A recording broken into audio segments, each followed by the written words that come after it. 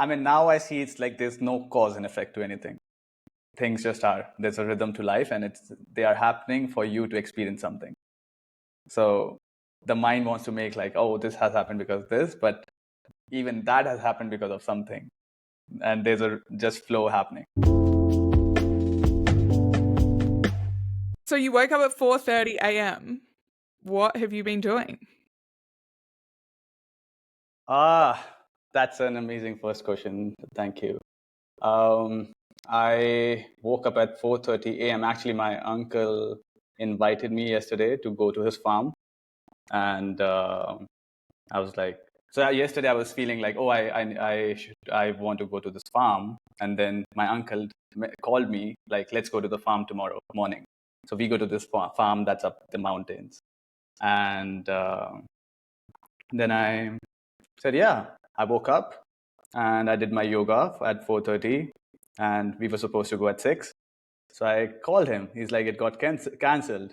I'm like, and in my head, before that, I'm like, I feel it's going to get cancelled. And it was for me to get back into the schedule.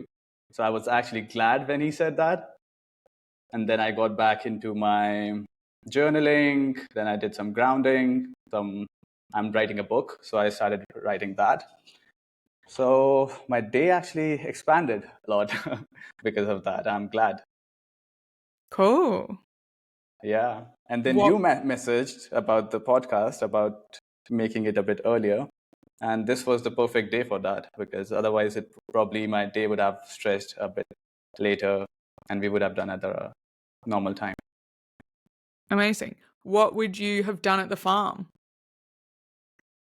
So it's a beautiful, beautiful place on like 15, 20 kilometers up the mountains from where I'm living. It's still the starting of the mountains. So we go there. He has got a kiwi farm. He has got some, fruits and vegetables there. He wanted to get it from there. And for me, it's like to go there and just do my yoga or spend some time there. It's like an isolated location. Amazing, amazing place where you feel the energy, Cool. Okay, and whereabouts in India are you again?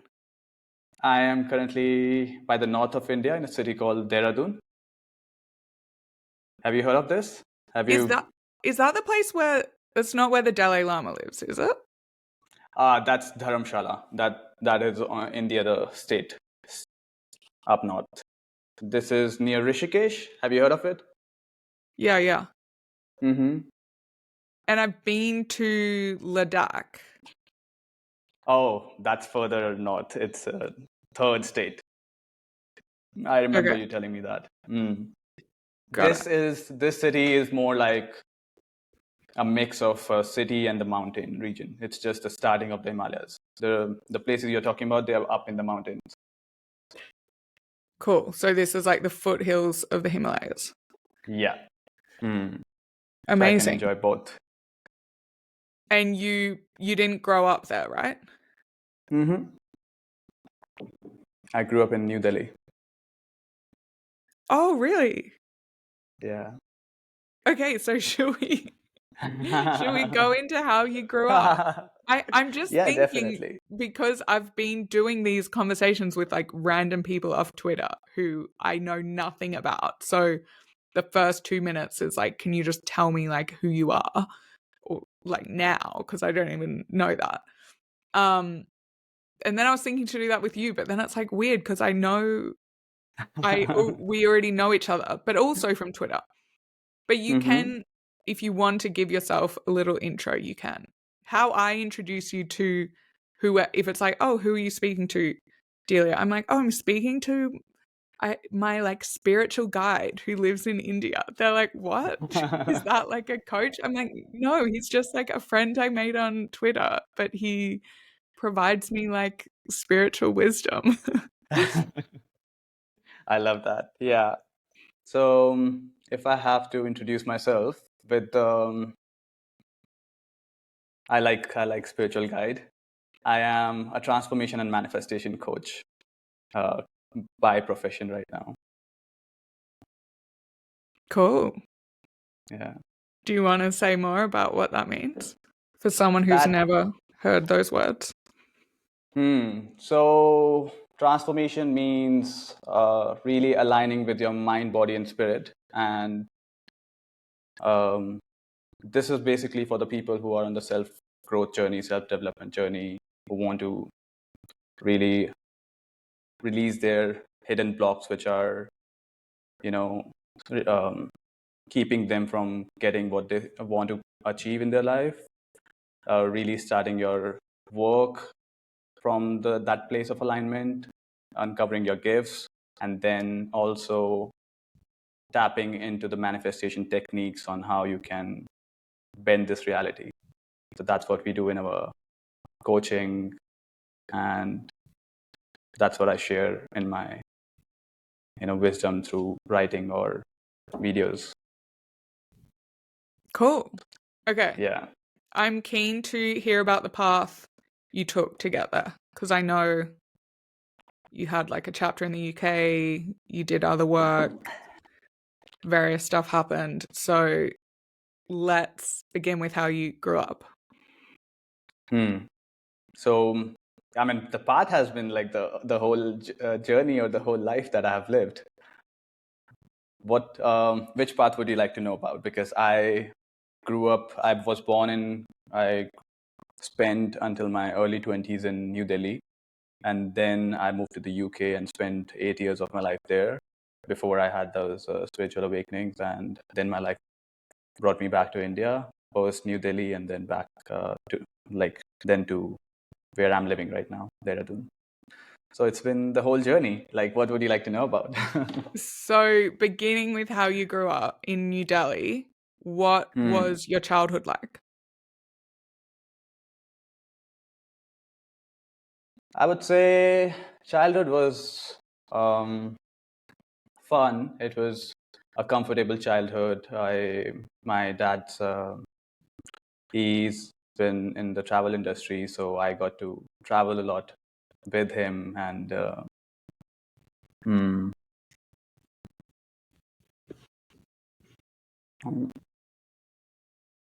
and that's when I got my exposure to traveling and the world. However, I always used to have this thing that I want to expand more than this environment, because when I used to go to the school, I would not resonate with something was off there. Like I would not resonate with the system. Like I would know that there's something off. And now that I have taken this path, I know what was that. So I always had this thing about the schooling system, about my friends, even though I would enjoy all of it, but at the same time, I would know I'm there to expand. While at the same time, traveling with my family, we used to have those 1 or 2 international trips every year, because my dad was in this industry, and he was a very loving person. He would always take his kids and the whole family together, and he wanted us to expand. So with that, as I started seeing the world, started seeing the outside world, I was like, I will like go outside. I would one day, like, that's where my wings are going to expand. That's where I'm going to fly. And then eventually I got to move to the UK after my first bachelor's. Then I experienced that whole unfolding of the expansion. So, what kind of places would you travel to? Yeah. So being a travel agent, like all the countries which would be like new, all the places which would be like new and open to tourism. For example, when Thailand was open to the tourism for the first time, they would invite us. South Africa, and it was like unexplored places at that time. Southeast Asia, Africa, Europe, not so much. Europe and this Western world, not so much at that point, but more like Southeast Asia, Africa, Maldives, that those places. And I'm fortunate because they were like unexplored places at that point, and you're just getting the opportunity to have the best entertainment, the best experience of that place firsthand from the tourism authorities. Cool. And do you have siblings? I do have a sibling, older brother. And did you get on well? Yeah, we did. I feel like, yeah, we did, kind of. Okay, let me think. Not really. We did. At the same time, I would say, like, we have always had this, we can kill each other, but we can kill for each other. Mm-hmm. Yeah, that's how it always had been and has been, I would say. And what did your mum do? She has been a housewife And did both your parents grow up in New Delhi? in New Delhi. Yeah. And your family, like your grandparents are from there and everything?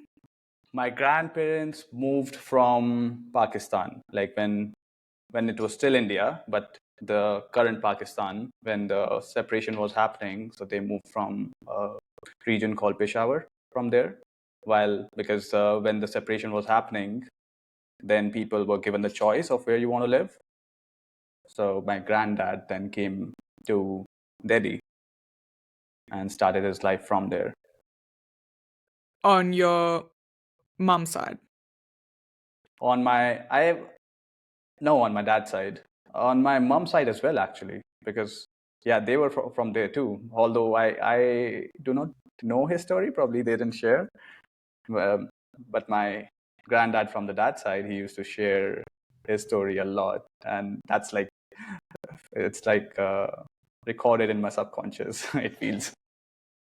Wow, that's so interesting. So they were Hindu, and so a lot of those people left, and the Muslims stayed in Pakistan. Yeah, you can say that. True. Interesting. You know about that? Yeah, of course. I'm pleased. Because a lot of people I used to meet in like during my time in the UK, so a lot of them probably wouldn't know even about Pakistan. Some of them wouldn't know about Pakistan, and a lot of them wouldn't know about like this whole chapter of Pakistan India. So it's good to see that you know the story.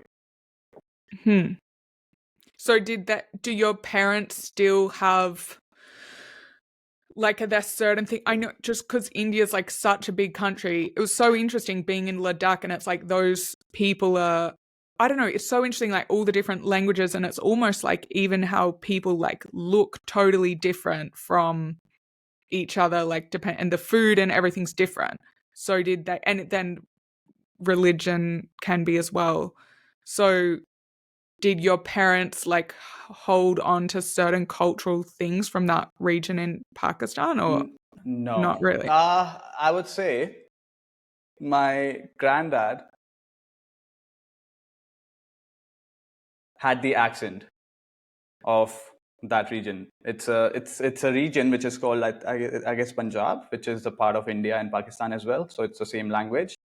However, he had that accent from that side, which was very fun to listen to when he used to talk. My dad, not so much, I would say. But yeah, of course, when you're born somewhere, you get that that blood, that culture. So he does have that culture, that he had that way of living for sure from that region. And so what was life like in Delhi, like going to school? Like, I guess you don't have anything to compare it to really, but can you try and paint a picture? I've been there for like one night, but I would have no idea what it would be like to go to school there. Yeah, do you have like any specific question like around that, like specific curiosity around the school life? Like, well, like which part of the city were you in? What was it, like a big school? Were there like big? Yeah, that was a big. Yeah, let me get deeper into that if we are going into the details. It's like, so I lived in the west part of Delhi, and the school was one of the most popular from that side. And when I used to go there, it was at that point it was a good school, like in terms of the kids coming there and all the things. And I would say it was a decent schooling. It was kind of we used to have fun with the friends. The facilities were good. It was like you have all the sports. I used to play cricket at professional level, so that used to be one of my key entertainment of what to do, what to look up to when I'm going to the school, because a lot of time I would go to the practice instead of the classes. But there it was, I would say, in terms of the schooling or how schools are, it was a good, like, decent school, more than decent. And what was it that your parents wanted for you? Sorry, you just cut. What I couldn't. was it that Yeah. your parents wanted for you when you were growing up?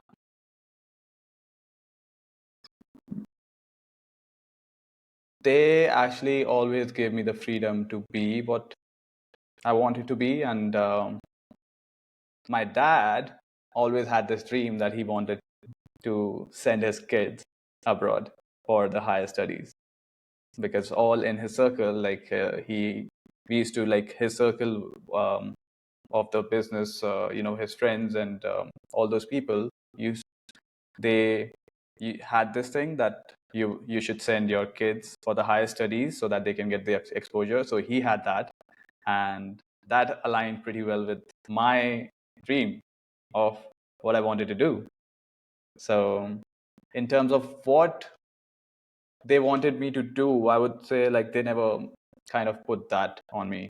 I was very much free. At the same time, I would say I used to take my own decisions on, this is what I want to do, this is how it's done, and then they would support me. And was there any, like, spiritual or religious part of your growing up? Yeah, not spiritual for sure. Religious, I would say, more like religious. We do worship certain gods, or I would say one or two major gods at home, and one is my mom's favorite and one is my dad's favorite, and that was told to us growing up, that that's how you worship, this is how it's done, and this is when you want something, this is how you ask. Cool. Which gods? Krishna? It's a goddess. For dad, it was goddess Durga, the goddess with 10 hands and sitting on the lion, sitting on the tiger. Oh yeah, pardon me. And for mom, it's Vaheguru, like the Sikh god with the turban, and the beard. Interesting. Hmm. Even though she's not Sikh. She's Sikh. She's Punjabi, which is like the religion which is a mix of, which is a sub-religion of Hinduism, but mixed with Sikhism, because the gods are the same and the language is the same. Ah. It's like a mix. So would you have been following Sikhism? I actually never resonated with the religion growing up because of the same practices, because it didn't go into my soul. Going to the god and asking in a certain way before the exam so that he can give me something, and so I saw all of that, but it was not like something that I did from the heart. Okay, so you just kind of did Yeah. it to please your parents. Yeah, I would say, or the conditioning, just taking it what you're told and trying it out. Although even growing up, you might not resonate, but you're not actually operating from the heart. You're operating from the mind, what's fed into you growing up. So that's how I was operating as well, I would say. And now I see that. Now I can say those things that it never resonated. At that point, probably it didn't, but I didn't know, like, if it's resonating or not. I couldn't observe myself not, doing it without the heart. And did other families, like your friends at school or whatever, did people have similar experiences with religion, or it varied? It's varied.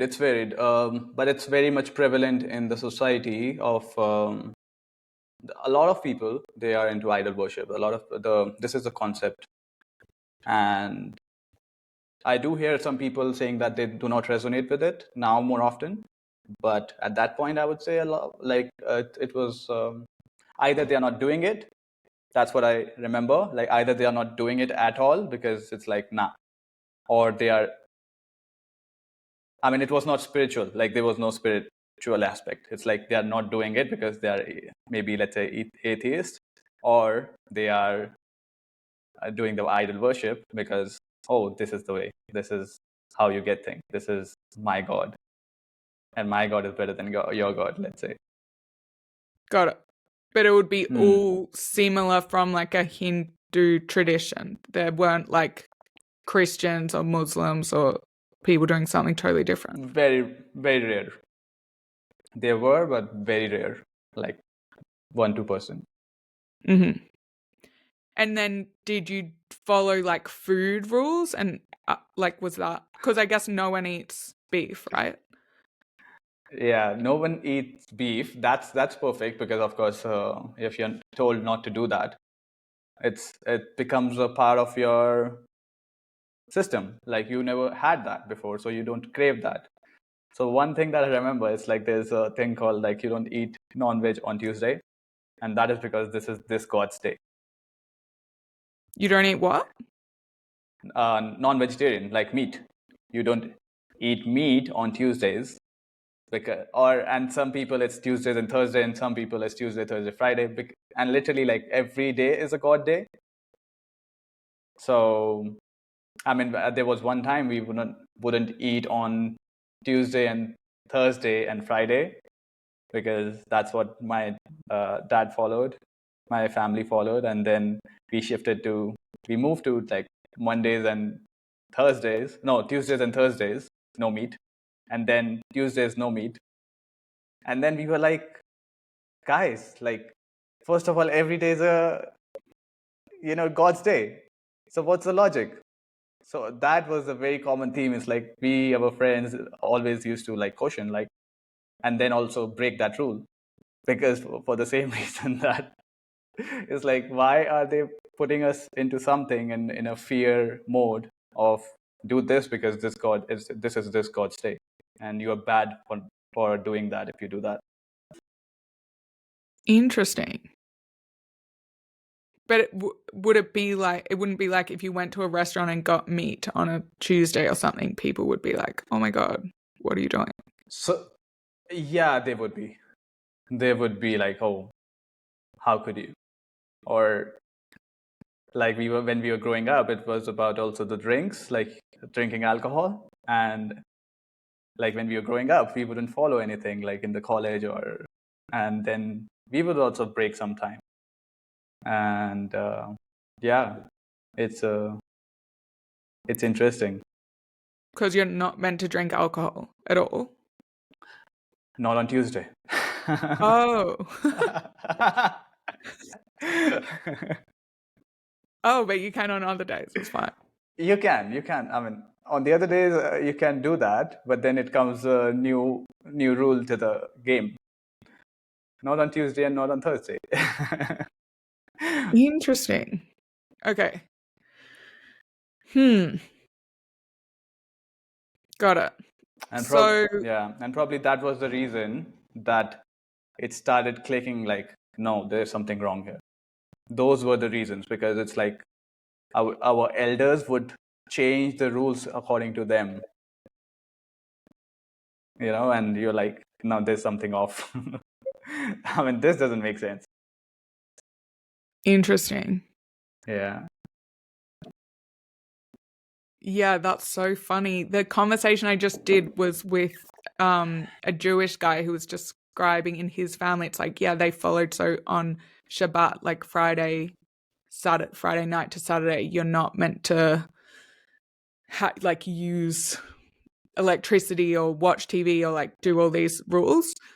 But their family was like, yeah, we do that, except TV is allowed and like lights are allowed. You're allowed to keep the lights on. We don't have to do the candles. And then it's kind of, yeah, kids kind of work out like, hang on, like who's coming up with these rules and like who gets to like make the exceptions? Yeah. Yeah, that's like we have a lot of fast here. So I do different kind of fast now, which are like no calories fast for a couple of days. And I understand what the fasting is doing, and also why these religious fasts were given to us to really clean ourselves, to clean our energies. And they were fasts that started with some fruits and some limited selected vegetables at one time of the day. And then as the years passed by, in different households, they started adding vegetables. And there's tomato being added, there's different vegetables being added, and they are having now the whole day with that exception of those limited vegetables, and they're like, oh, we are fasting. So it's like, who's making the rules? Got it. That makes sense. Yeah. Okay. So you growing up, you just had this feeling that you would leave and you would go and move overseas at some point. Mm-hmm. Yeah. And that's what I kind of was excited about, or desired, let's say. And so when did you do that? So I studied my first degree in Delhi. That was business and marketing. And after that, I started applying, and then the good colleges in the UK. So UK became my first option as I started researching. And the good master's degree, they were like, oh, you get here, but after 2 years of experience. And somehow I'm like, yeah, I'm good with that. So then I worked for 2 years after my first degree, and then I got admission at Oxford Brookes, and then I moved to Oxford for that. And so did you enjoy your time through uni and through working? So I wasn't working and uni together. So the first uni happened. I loved that time because that gave me a lot of expansion. So my first uni was a lot of expansion from my school, because then it was it was actually the top business school in the whole of city. And then kids were coming from all parts of the country. And although I had more fun than the studies, improved my soft skills, improved my social skills a lot. So that was a fun part. Again, the exposure of the studies or intellectual was missing, but the fun was full on there. So that was fun. And then I worked at my family business, my dad's business, to really get into the understanding of the industry, because that really excited me, the travel industry.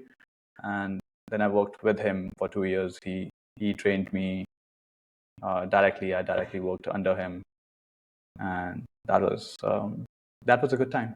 Yeah. Cool. And were you living at home through that whole period? Yeah. Mm-hmm. Is that what a lot of people do? Yeah. Yeah. I mean, even after marriage, a lot of people live here with the family.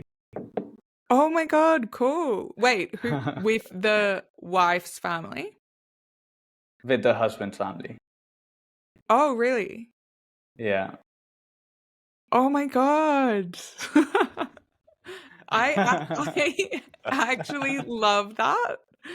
Honestly, I feel like it's so important. Anyway, that's a whole nother topic. But I feel like it's really sad that we've lost that in the West. I think especially with women having children, it's so hard if you're just on your own with a baby, and it feels like so far removed from how it would have been through the millennia of like having like a village of women around you to help and support.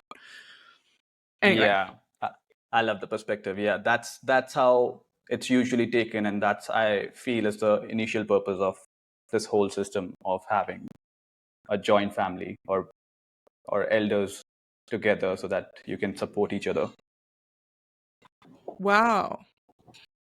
Oh my God. Cool. Okay, so you guess that's one for you. Guess that is for you. You like this? I don't know about that. I mean, it's like so. I feel like it's such a foreign idea to so many people in the West that it's like it's hard to even imagine. But anyway, okay. So then you moved to the UK, and how did you find that? How did I find the whole experience? So the first time actually when I was taking the flight and everyone was saying goodbye to me, I was just smiling because I knew like what's ahead. And then also my mom commented like we were crying and you were smiling. And when I landed, when I landed in the country, the breath that I took, the first breath, I knew it's like the freedom. Then I moved to Oxford, met with amazing people from all walks of life, coming from different countries, and really who were on the similar wavelength, who have traveled across the world, and it was a completely different mind frame or the frequency that I didn't have access to before. So it was like I found my people at that point, and life started to change in very different ways. Cool. That I always looked for. And what kind of places were they from, the people you became friends with? All over the world. So I would say all over the world. It's like so in our batch, it was like 50 people in the, like we were actually, you know how it works in the uni, it's like you are like common with different people in the classes. So basically we were like 200 people, we were all like so close. And at one point, the whole city became so close because, you know, like how Oxford is so small. It became like, you know, everyone. And so those 200 people, or even the 100 people that I was close with at that point, it was like they were from all over the world. Europe, Asia, Southeast Asia, Japan, China, a lot of people from China, a lot of people, not a lot from India, I would say a couple other from India. So I was the minority, like British in those area, and US. Yeah, I mean, it was from all across the world. Cool. Because they have a really good hospitality program, right? Is that what you were doing? Mm-hmm. Yeah. I did master in hospitality. I told you this, right? That I went to the school across the road from Oxford Brookes, Headington Girls' Which School. one? Oh, you did? No, we didn't speak about this. Yeah. So I went there for Hello, a few years. neighbor. Yeah, it's so weird. How was it? Yeah, I mean, you spent some years there? 3 years, yeah.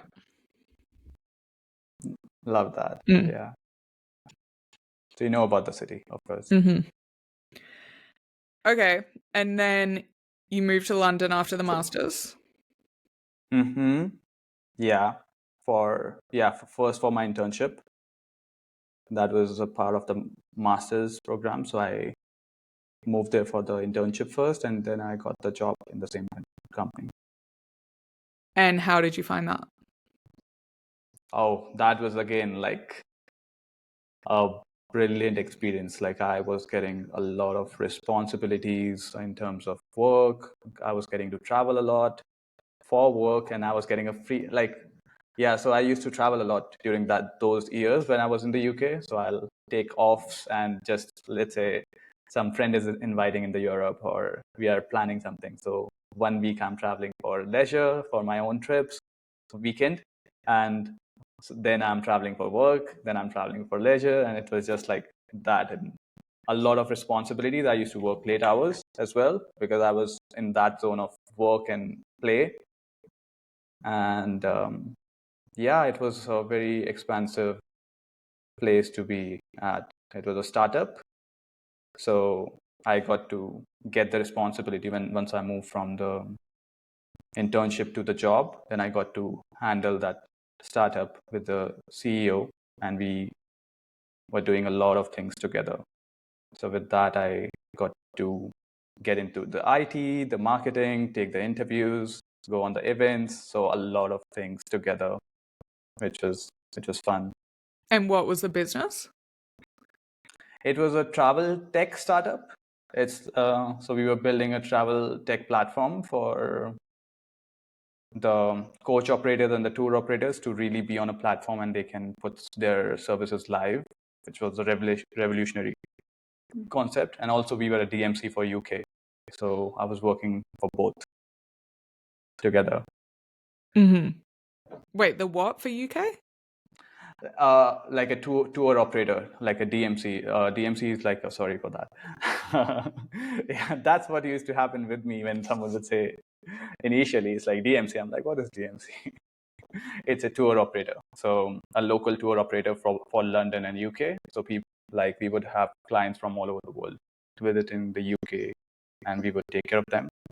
So I was doing a little bit of that, more during my internship. Then I took charge of travel tech platform and really promoting that all over the world. Cool. And where in London were you living? Harrow on the Hill. That was the first place I moved to. Nice. Northwest. Northwest. Okay, so then what happened? Then what happened? Then a lot of things happened. Then I stayed with them. I got because I needed visas to stay in the UK, of course, as an Indian student and an Indian citizen. Then I got extended a visa, and then I got extended again, and then I spent some years with them, and then I took a break because I wanted to start my business. Eventually, that was the purpose for the intention for me was to do that. That was my longing before that I'll be creating something of my own once I have the exposure. So then I started my own business In the UK. in the UK, in London. Yeah. And how did that go? Yeah, that started well. I was having a lot of adventures, and that was around 2018 when it started. That's when a different phase for me started, when I shared about my depression to spiritual awakenings. So when it started around a year or so. It started well. I was enjoying the whole process of building a business and working with my family business here as well. So we were working together on some things, and then the phase changed for me after a year and a half or so, Mm-hmm. around 18. And where did that idea come from that you would build your own business? Was that like came from family values or just like your personality? Yeah, I would say, yeah, that could be personality first of all, and like the family values actually play a big role because that's what I saw in my family. Like my dad operated a business, my brother got into a business, and I used to see like this is the lifestyle I want. I mean, they're working according to them. It's like they're working hard. They're working like to build something that they love. At the same time, they're getting the perks of it and the freedom of it and everything. So that resonated with me as opposed to if I would see someone doing a job. So that definitely plants a seed that molds you into a person who you are. And I would say even my personality, I could never have done a job for the whole lifetime. It's like limiting. It's not creative. Mm-hmm. So how did you do the visa stuff with starting a business? Yeah, so I've always been fortunate in whatever I wanted, like, and I knew from the heart that I'll get it, and I would always get the things and the opportunities or the people who would make that happen. And when I felt like I want to start this business, I then started looking for it, and there's this tier 1 visa that was available through the university. Then I applied through them, and they sponsor some limited people. And then I got to, do some interviews with them. They approved it, and I started my business after that. Oh my God, amazing. Is that the entrepreneur visa or something like that? Yeah. Cool. Yeah. I also have that feeling because because I have to deal with visas and people ask that question a lot because there's a lot of fear. It's like, oh my God, but how are you going to make it work? Visas. And I'm like, visas, it's like a detail. Like you follow your path and then like this other stuff will work out. Not that it's not important. Like obviously it's like super important to make sure you're like, have all the paperwork and stuff, but it's just trusting. It's Your trusting heart, your path. Yeah. the plan. Yeah. I love how you said that. That's how I see it too. Cool. Okay. So how did the depression start? Was it to do with work? No, not to do with the work. It's like, I mean, now I see it's like there's no cause and effect to anything. Things just are. There's a rhythm to life, and they are happening for you to experience something. So the mind wants to make like, oh, this has happened because of this, but even that has happened because of something, and there's a just flow happening. But at that point, it was a very funny, not funny, like now it's funny. At that point, it wasn't funny. It's like everything around me started to, like break kind of my, like things in my family, my relationships, my friendships, even my, like people around me, like everything, like, and I would say even maybe I was stressed about doing the business as well, because that was my first experience. And so everything started to shatter around all of a sudden. And then I was like, now to help with everyone, I'm going to work on my business. I'm going to be in my cave, and I don't need anyone. So then I really kind of shut myself, and I was just working on my business and on myself, not so much on myself, but on my business. And I'm like not talking to anyone. And I thought that could go like that. And then after a few months, when that started happening, when universe was looking to give me an experience, so then I had these moments when I'm talking to someone, I just feel like I want to cry. And for the first time in my life, because I have been so cheerful, I have been so lively, full of life before, and I'm like, what's happening to me? And then I started realizing it's happening more often. I just feel like crying. There's something inside. And then one evening, we were having a drinks with my friend at home, and I shared with him for the first time, like, you know what? I feel there's something wrong with me. I'm feeling like crying without any reason. I feel I'm facing depression. And he said, like, and then at that younger self of me really wanted to hear that. And he said, like, if like you are perfectly normal, if someone has not gone through depression, there's something wrong with them, because it's so normal. It's because he had gone through that, and it's like, so he said something along those lines, and it was like, okay, I'm good. And then I started my journey of discovering what it is. I started reading books and audiobooks and Brené Brown, and really what depression is. I realized it's stuck emotions. So then it started my journey of healing. And then I started expressing myself to the people, back to the people that I closed my doors to. And I would deliberately cry if it's coming out, it's like if I feel like crying for the first time in my life, I would cry. And I will be like, men can cry. Because before that, there was no crying in my life. So I started crying, I started expressing, I started showing the anger. I started not showing the anger as in anger, but like with my family or with whoever I wanted to share anything, whatever was coming out, I'll just, or even just share whatever was in my heart, which I was not doing before. So my healing started then.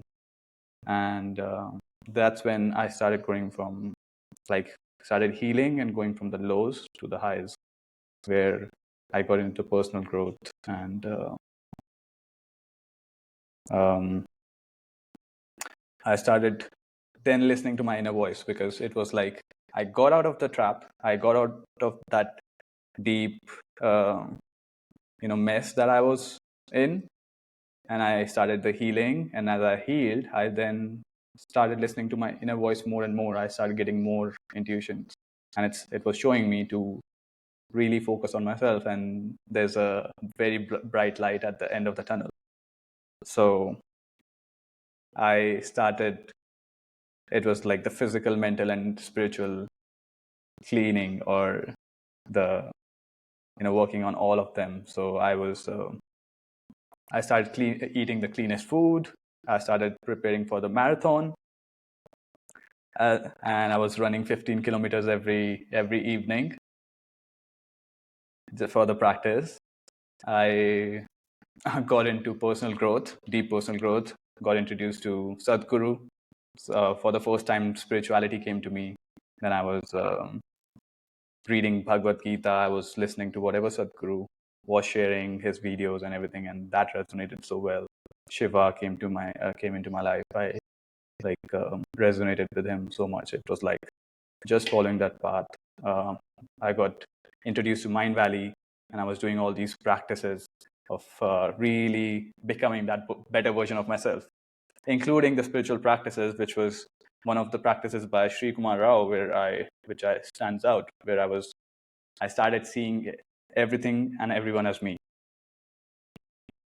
Like, he used to, so they were like little. There's this quest called Quest for Personal Mastery by Sri Kumar Rao, and he's an excellent teacher in the States. He teaches to these university, the top universities for spirituality. And he used to guide about, like, in these small steps, how you go out and feel everything as you. Like, you are looking at the tree and see it as you. And so with all these practices, like, my consciousness was expanding a lot. Cool. And you were in London at this point? I was in London at that point. And still working on the business? Still working on my business at that point, because I was healing. I was still working on the business. And now, instead of what I used to do was drink when I want to work, or have coffee. Like, it's like, doing two things to take myself and relax myself, like really push myself and relax myself. Now I wasn't doing either of them, or I really stopped, and I was focusing on myself as well, instead of on really myself, what my inner, guide was guiding me towards. And this is before the pandemic? This is the time of, it's 2020, right? When was 2019 was pandemic. So it was pandemic. 2020. March 2020 in the UK was when it locked down.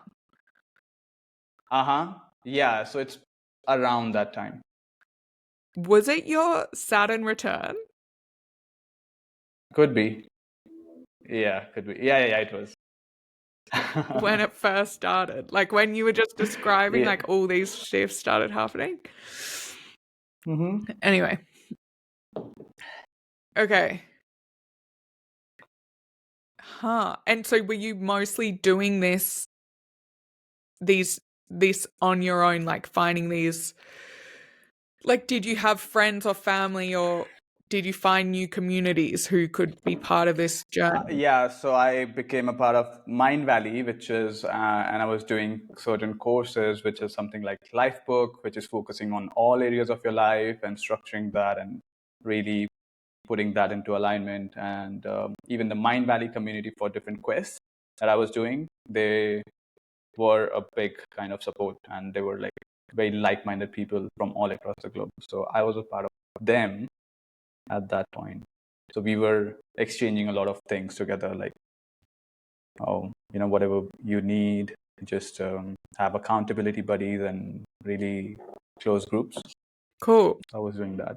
And so you felt like this is really worth investing in, or it was like there's no other choice, like this is just my path to, and you loved it, I guess. I mean, I would say like so we have this inner voice, which is you talking to yourself, like you guiding yourself in this life. So my inner voice has been like the guiding force in my life. However, when I was doing those practices, when I healed, because that was my second healing. My first healing was in 2016, where I healed myself from the physical and some brain fog I was having because of the caffeine and the cough and the alcohol intake, and I had my gut lining kind of broken. So then I healed myself first, and this was the second healing. And this again, it was from my inner voice, which guides me, like which tells me like go here, and I know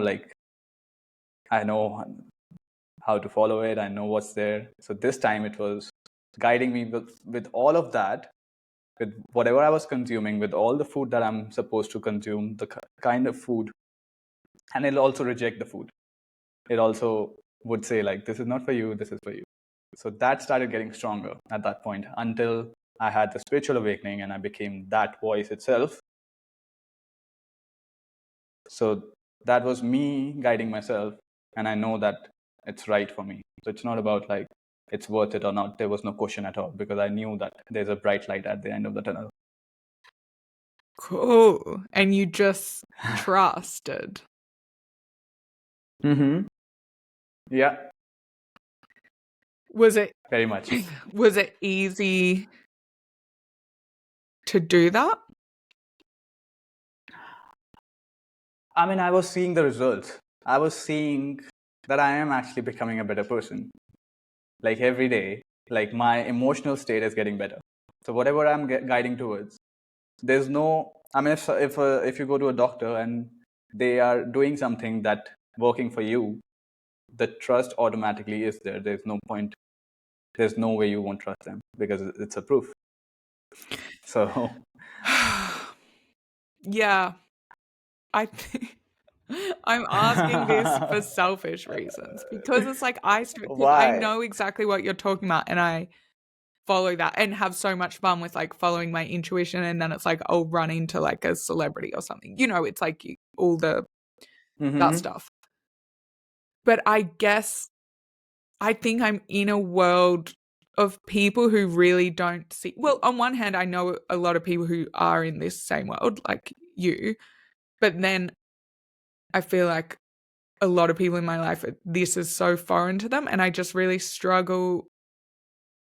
Or even, I don't know, the frameworks I've come from, that it's like, what do you do? And it's like, what you have to be able to define yourself so clearly. It's like, I'm a lawyer or I'm a whatever. And I have like to be like, oh, I just like follow my intuition. Like I just trust the path, because I play around with like saying that. I'm like, I'm just on my path and I'm trusting it. People are just like, what does that mean? Yeah, I know what you mean. Yeah. And probably if you asked me like around 2018, 2017, I would have answered something like that. It's just that I don't see the world like that anymore. Like it's not like I said, there's no even causality that I see. It's a rhythm. So if I say that, oh, this happened because of that, that will be me making up something just for the sake of conversation. It just is. If I had the depression, it was not because I was my family did something, or I started the business, because they are all part of the rhythm. It's just a part of my experience. and depression happened, and I know what happened afterwards because I was meant to have that experience for my expansion. Yeah. Yeah. Yeah. That's how I see things as well. I guess for this, it's just like I'm trying to follow the arc of a narrative. Yeah. Or there can be some stuff. Like, that's how I feel like with me experiencing depression. It's like, yeah, it was it's not, yeah, it's just like a flow of something. But I can give you more details of like, oh, at the time I was working in banking and this was happening and I went through a breakup and blah, blah, blah. And then it's like, the juicy details that people like to hear as part of a story, I guess. Yeah. Okay. So so if you're at peace with like, this is your path and this is how you see the world now, is that like other people around you similar? They can accept that for you, or like for your family? Yeah. My family, yes. So for like, so I had those experiences, and after I started, just to give the context, and when I was doing these practices, I had that experience afterwards during one of the runs where I experienced the oneness in everything, and I had an out of body experience where I realized that what I was thinking as Rishabh was the concept of the mind, because I was literally seeing myself from here, and I'm like, oh, it's a concept, and literally like even you are a concept, like what you think of yourself. If you see, it's a concept in the mind. So since then, really frequency started shifting very quick. And the people that I was meeting was in my frequency afterwards. Like the work that I'm here to do, my mission and everything, like it started uncovering in that way where I'm meeting the people or I'm resonating with the people with the same frequency. They are literally the same frequency, similar frequency. It's like the same world. And the people in the old movie started going away a bit. Like we had this discussion, you remember, about two different scenes of the movie. Yeah. So now when I'm connecting with the people, it's not from the mind that I should talk to this person because there's some agenda. It's from the frequency. It's from the heart. It's like, oh, how do I feel about this person? How do I feel? Do I feel excited to talk to her? Let's say we are in this similar frequency because you understand what we are talking about. So that's why we are having this podcast together. And that's how all my, relationships are now. Like same, like we understand each other. We talk the same language, not the same language, maybe not the same language, and it's not even important. But at the same time, we understand each other. Let's say that. It's like we can touch each other. Sometimes it's like if you're too further away, like, so if someone is like, what are you talking about? Like when you say like following your heart. So that is like a very different world in terms of even frequency. Yes. But then, so what do you do with people like long, relationships, like family or friends that you've been friends with? They're still important to you, but then they don't quite understand. I mean, yeah, and I don't try to make things happen anymore. I don't try to get them like to talk with me, or because it's just it's like I'm grounded in what I'm doing, and that's my truth, right? Whatever my life is, whatever is showing to me, that's my truth. And a lot of the people from my old life, the ones that I grew up with, my family, ultimately when it's their time to understand this, they come to me. Like a lot of time we are just chatting about things in random, and it's like, how are you, this and that, how's your day, not going deeper because it's not needed. At the same time, also when it's time for them to really understand these things with what's my path, then they automatically come as well. So I don't really bother about, oh, I'm not talking to this person for years, because I know that we still are connected from the heart. So even though I meet them after years, like we are still connected with the heart. So that's completely okay. Cool. Okay, so then what was the move back to India like?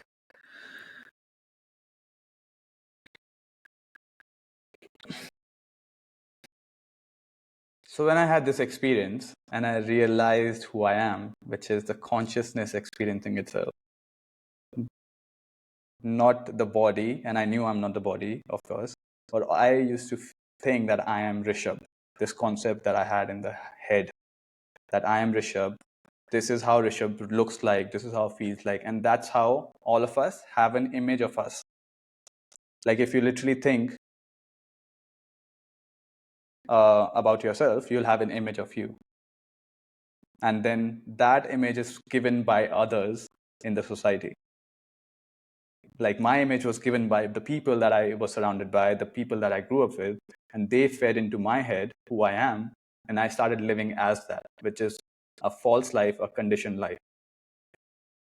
The moment I got to which my spirit, which my inner voice was guiding me towards, to really have this experience, to expand my consciousness, the moment my consciousness came here, I realized I'm not even the mind, this concept of the mind that I was thinking myself as, and everything, the plans that I had, because if I am not true, like my image is not true, then even the plans that I had of the business, that was also coming from the place of the mind trying to do something, like trying to please someone, or trying to make things happen from little information of the logic.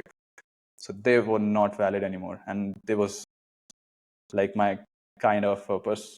Like when I touched it, I was like, okay, so I have nothing to do here. And I started getting the deeper guidance from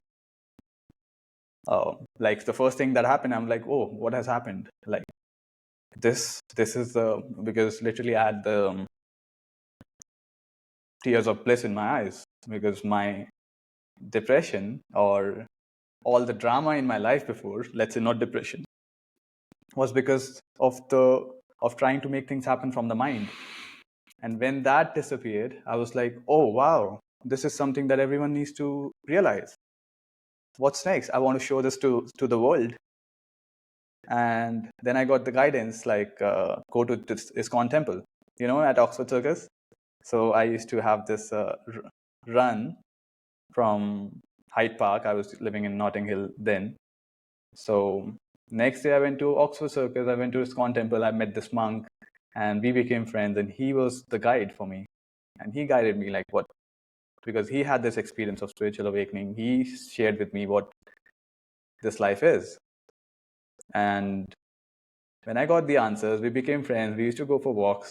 And then after a week or so, when I had like this grounding, and I also shared with my friends from Mind Valley, and some of them got immediate like kind of transformation. Some of them got the seeds, and some of them got scared because it was too further away for them to really realize, oh, what could this be? But some of them who were actually on the path, they got the instant transformations. And because I was already in the similar frequency of what the path I was on, the life where life was taking me towards. And then I was guided, like, go back home. So I came back to Delhi. Then I worked on myself. I did a lot of practices. I did a lot of yoga, and really cleaned my unconscious memory, and really worked on my body, mind, and spirit in that year. And my mission was uncovered at that point, to raise consciousness here. Now it's more like to show others how to create your own reality. That's what I'm here for. So that was uncovered the whole year, because I had my family there. So I was living in my apartment besides my family home, and I had the support, because in UK, what would I do? Like, there's no Rishabh anymore. There's no Rishabh that was operating from that false self anymore. So I went back home. I worked on myself, and after that was completed for around a year, when I also worked on my gifts, which through the guidance, like I got guided to learn public speaking. So I did that as well for 4 months during that period. And then when the time was there, I was guided to come to Dehradun. How long ago was that? What? It's 20. It's been around 2 years, 3 years. It's been 3 years. Since you moved from Delhi? Yeah. Wow. Wait, so this all happened quite quickly. So, but this was like during the pandemic. During the pandemic, yeah. Around 2019 it started, and then after that it's like just. And also, to be honest, like, and I have to go back to the dates and the years sometime, because that period was out of time and space for me. Like, and I still have those blurry moments where, like, what year was it? And then I have to go back to it. So it started in 2019. And then since then, it's been like coming back and then, working on myself and then coming here. And I guess that was a time anyway where so much was in flux and changing. And you could, yeah.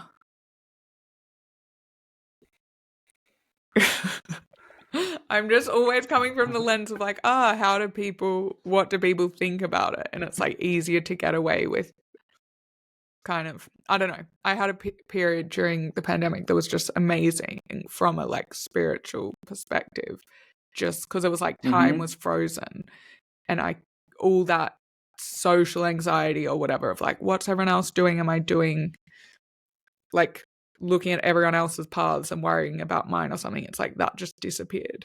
Yeah, it was like outside time or something. Yeah, a lot of changes happened for everyone, I would say.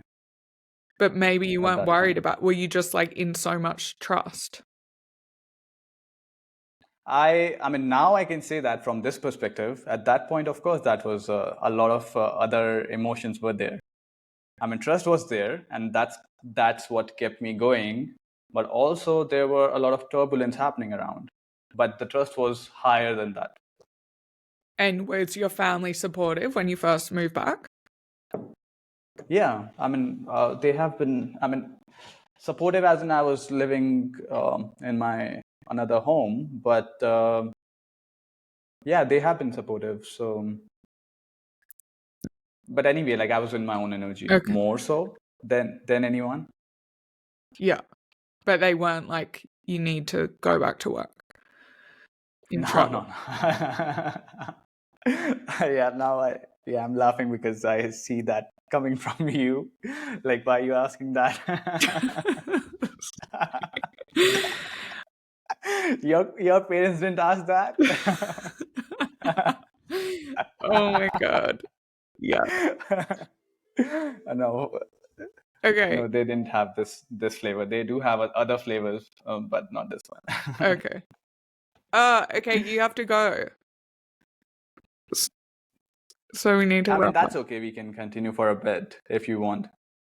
Okay, because I just want to ask before. I have 3 questions at the end, but one thing I wanted to ask was, I guess obviously the stereotype of India from like other places in the world is like, it's this very spiritual place, and obviously a lot of people, yoga comes from there, and a lot of people go there to like find themselves or like to live in an ashram or something. And you could almost, I guess you could be mistaken with thinking like, oh, that must mean like everyone in India is spiritual or something, which is like, obviously that's why it's interesting, the conversation we had at the start about religion and the spirituality missing from that. But so when you were working through Mind Valley stuff or other like Western views of spirituality, or Brene Brown, like whoever, like all these different ideas, but then paths leading back, like then getting into yoga and stuff, like I don't know, was that like, it's weird to almost think that you could be like, I don't know if it's like, oh, you going back to India and it's like, then you find this whole world of spirituality, or it's like, oh yeah, lots of people, but then it's still foreign to you, even though you're from India or something. Sorry, that's Mm-hmm. like, Yeah. as in, obviously, there's like there's so many spiritual places you can find, and you know, sad gurus from there, and like all this stuff. Because I did that yoga 21 program thing with Sadhguru that you sent me. So then I'm learning about all this stuff like yoga, namaskar, and whatever. But it's weird that like that would have always existed in India, but you weren't exposed to it when you were growing up so much. Mm. But then at the same time, you're learning other Western ideas, but then you're like, oh, this is actually comes back from like, you know, stuff that they knew 4,000 years ago or whatever in the place that I'm from. So I guess I'm just wondering how Yeah. that experience was for you. I feel like since India is of course a very high energy and spiritual place, so that's available in offer in the culture. Let's say it's available in the buffet for you to consume. It's available in the energy. It's not like everyone consumes it because they are aware of, probably they don't have that big stomach yet to consume the spiritual stuff. It needs a certain energy to really understand what is spirituality, because life is spirituality. So when I moved to the UK, I was so happy. I was so free, and I was expanding so much. So I really started seeing like, oh wow, this is the world. This Western world is the lens, and that moment I was in the mind. And when you're in the mind, of course, you're in the material plane. Material plane, as in this world, like physical world that we live in. So when you are there, then the Western world looks like, oh, advanced. It's more advanced because when you're in Oxford, intellectual talks are happening from the mind, and I became westernized, let's say, at that point. And I'm like, oh, I mean, I don't resonate with India, like, because of my earlier experience, and my expansion happened more than that, what I had experienced before. Now, since I got from the intellect to the spiritual plane, which is a more expanded place of life, where the intellect stops, there the spirit starts. Let's say that, because it's all guidance. It's always there, and everything is spirituality. So when that phase was there for me, and since this thing is there in the menu of India, so I was guided to come this side so I can work on myself. I can be in this energy of India. And also, like, I've been going to Isha Yoga Center. I've been there. I've been guided there a couple of times, and I've had like a lot of expansions in those retreats. So I do see, like, coming back here, seeing the world back from this lens, and I'm like, wow, like India is actually a different thing, like thing which is so much apart from what I used to think. Like it's so rich. It's the culture, although not everyone is accessing that, but at the same time it's there. Like the stories, the spirituality, our Bhagavad Gita or different tales, they are actually guiding you. They are not stories. They are basically there. If you decode them, they are translations. For example, for Bhagavad Gita, there's one by Paramahansa Yoganand, and he translates it into like how this whole science is there for your self-transformation, written in the form of stories, literally. And it's all there. And then I started seeing like, whoa, like what I was thinking, like what I was thinking about India before. And that was the reason I was brought back here. Like, because this is the conducive environment for this phase of life. I don't know if I'll be staying here because, phases keep on changing. Like now you have moved to Australia for the time being. Just visiting. But like how you would change places too. Mm-hmm. Automatically, you'll start feeling that, oh, I want to change the place. The time is over for this place, Yeah. and the next one would be best for you. Yeah, that's interesting that you mentioned spiritual texts, because I had that experience recently with someone invited me to their church, which is like because I grew up Catholic and it's like a Church of England thing. And I was like, oh, this is like a foreign thing, but okay, whatever, I'll go along and be open. And then what they were reading, like some passage they shared from the Bible, was literally Jesus was like describing manifestation. He was like, it was great. I'm like, this is manifestation. He's literally saying it in this part. I'm like, wow, it's so, yeah, so interesting. Yeah, and that's what I feel like. All the texts, all these stories, which we take them as stories, but they are literally metaphorical for you to decode, and they are decoded in translations too, for you to really get to the highest version of yourself, from body to mind to spirit, because we are spiritual beings having physical experiences. So really, all the texts are there for your highest expansion, nothing else. There is no story at all. Stories are there for you to understand the deeper meaning. Cool. Yeah. Okay. Wait, last question before I ask you the last 3 questions. What were you talking about on the Mind Valley stage? Oh, because you have these great photos of you on stage, but you also posted something saying like, don't give someone a lecture when what they need is a hug or something. And then, anyway, I'll tell you after what happened. Yeah. But, okay, wait, yeah, so what were you talking about? I spoke about my journey of spiritual awakening, and from there to what this phase has been like for these last 5 years has been like for me, and how you tap into your intuition, and then how you manifest. And that was like, again, a guided thing, the whole thing, going to Mind Valley University, giving a speech, like topic, it just came through. And it was a wonderful experience. Amazing. Cool. Great. Yeah, tell me about the lecture thing. Yeah. Don't give someone a lecture when they need a hug. Yeah, I'll send you a voice note because otherwise it's going to take too long and you Okay. need to go. Right. But okay, last 3 questions.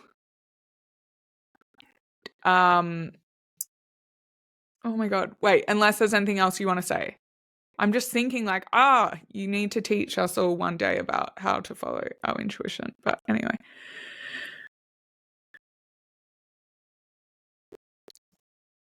Maybe after the 3 questions. Okay. Just to really wrap it up. How do you stay grounded? How do I stay grounded? I stay grounded literally by being in touch with the ground. Like, I do grounding every day. Like, that's the grounding energy, and that's your root chakra. So I go to the park while I'm journaling, or I'm just taking some time out to be in that energy and taking being in touch with the ground. Literally, that is grounded. Shoes off. Yeah, shoes off. Oh, definitely, yeah.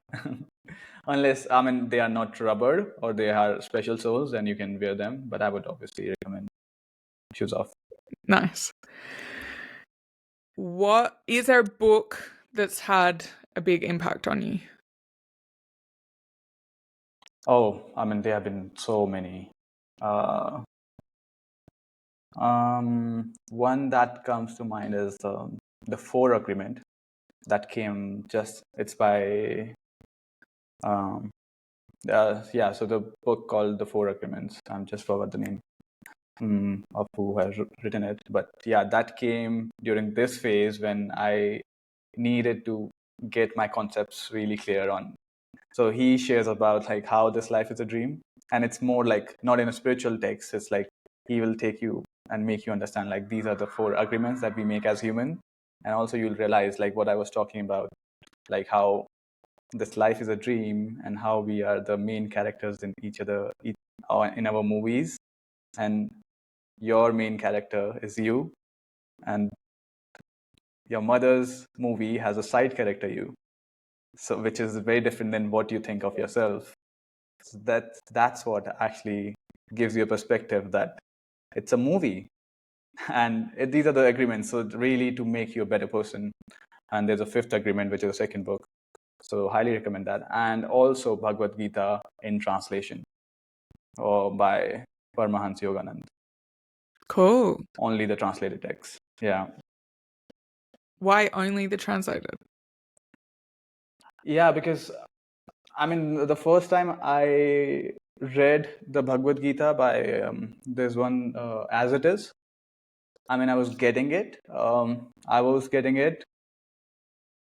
However, it was literal translation. It was not. It was translating as in what's written. In the translation, in the second one, I mean, Bhagavad Gita was giving me the meaning of what's written in the Gita. What, like literal meaning, literal translation. In this one, and the one by Paramahansa Yoganand, it's like decoding it, what has been given initially. And these are literally like if there are 100 brothers, like there were a fight between like seven Pandavas and 100 Kauravas, and they show like this is the fight of Mahabharata. And so seven Pandavas are your five chakras and then energy centers, and then 100 Kauravas, the other brothers, are your different like it's what's the word, it's negative sense tendencies, like the one that takes you, like the tendencies you have, and they have names such as that. It's like literally you can see like that they have been named as that. So this life is all about how your life is about the fight between good and the bad, or because there's no such thing as good or bad, but negative and positive. It's like because we are all fighting that battle within. So they have decoded that in there, like how you fight that battle. In the little one, you'll be like, okay, it's good, I'm becoming a good person. What next? So there's a lot of difference when you actually get to understand the decoded meaning. Got it. Okay. What 3 words describe the best version of Rishabh?